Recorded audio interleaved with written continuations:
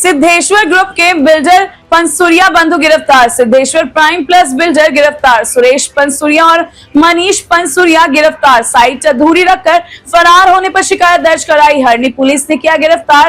Booking amount लेकर site अधूरी रखकर फरार। ठेकरनाथ इलाके में कई इन्वेस्टर्स के साथ ठगी। पंसूरिया बंधु कई महीनों से फरार था। रिपोर्टर राहुल राजपूत।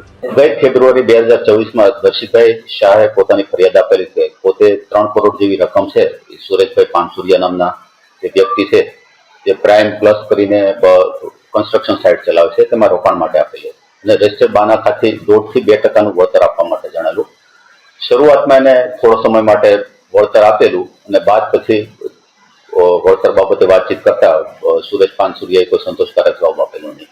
આ બાબતે એને અવારનવાર કહેવા છતાં તેને વળતર બાબતે કોઈ પ્રત્યુત્તર નહીં મળતા તેણે પોતે ફરિયાદ નોંધાવી છે અને સુરેશ પાનસુરિયા તેમજ તેના બીજા અન્ય 3 ભાઈઓ અને પોતાના દીકરાના નામનું જે બાનાખત છે તેનું નામ કરેલું આપેલું છે તેમના વિરુદ્ધ ચીટિંગની ફરિયાદ અને સાથે જીપીઆઈડી ની ફરિયાદ આપેલી હતી।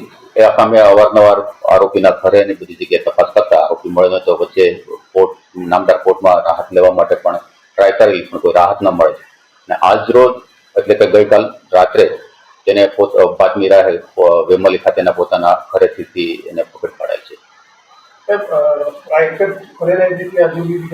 આ બાબતમાં આપણે કહીએ તો બીજા 2 સાહેદો છે કે જેના એકના 52 લાખ રૂપિયા અને એક 25 લાખ રૂપિયા છે એને પણ આવું ચીટિંગ એની જોડે કરેલું છે। એમાં એકની પાસેથી રજિસ્ટર બાનાખત છે બીજાનું રજિસ્ટર બાનાખત છે એને પણ તપાસમાં સામે એટલે ટોટલ 4.5 કરોડ જેવી ચીટિંગ કરેલી છે। હજુ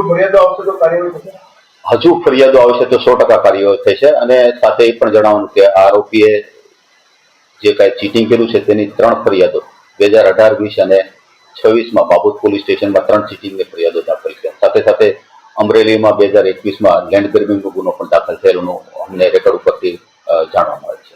સર બીજી ઘણી એની સાઇટો છે અને ગરીબ જરૂરિયાતમંદ લોકોની પણ એક સાઇટ છે 11 ટાવરની કિશનવાડી પાસે। એ લોકોને 6 વર્ષથી પોઝેશન પણ નથી આપ્યા, છેતરપિંડી કરી છે। એક ફ્લેટ ઉપર 3 દસ્તાવેજો કર્યા છે, છેતરપિંડી કરી છે। તો એ બાબતે જો પબ્લિક આવે તો એના માટે શું અપીલ કરશો પબ્લિકને? ખાસ કાંઈ પણ એની સાથે ચીટિંગ થયું તો 100% તે પોલીસ સ્ટેશન જે સંબંધિત પોલીસનો સંપર્ક કરે અને પોતાની હકીકતથી વાકેફ કરે જેથી એના વિરુદ્ધ કાર્યવાહી કરવા માટે પોલીસ તાત્કાલિક પગલાં લે। સર અત્યાર સુધી એમને ક્યાં ક્યાં આશ્રય લીધો છે તો એ પણ ગુનેગાર થઈ શકે ને? હા, પોતો અમરેલીના સાવરકુંડલા છે ત્યાં રહે છે, પોતાનો વતની છે એટલે પોતાના ઘરે અને આજુબાજુ પોતાના સમ વિસ્તારમાં થતો વાડી વિસ્તારમાં આશરો લેવાનું જણાવે છે અને હાલ પણ તેની આરોપીની પૂછપરછ શરૂ છે। નાણાં બાબતે પૂછતા કે પોતે મંદીને કારણે આર્થિક સંકળામણમાં આવી જતો એની હિસાબે સમયસર પૈસા નહોતી આપ્યો અત્યારે એવું રટણ છે, છતાં પણ ઇન્ટ્રોગેશન માટે અને વધુ તપાસ માટે નામદાર કોર્ટમાં રિમાન્ડ માટે રજૂ કરવામાં આવશે।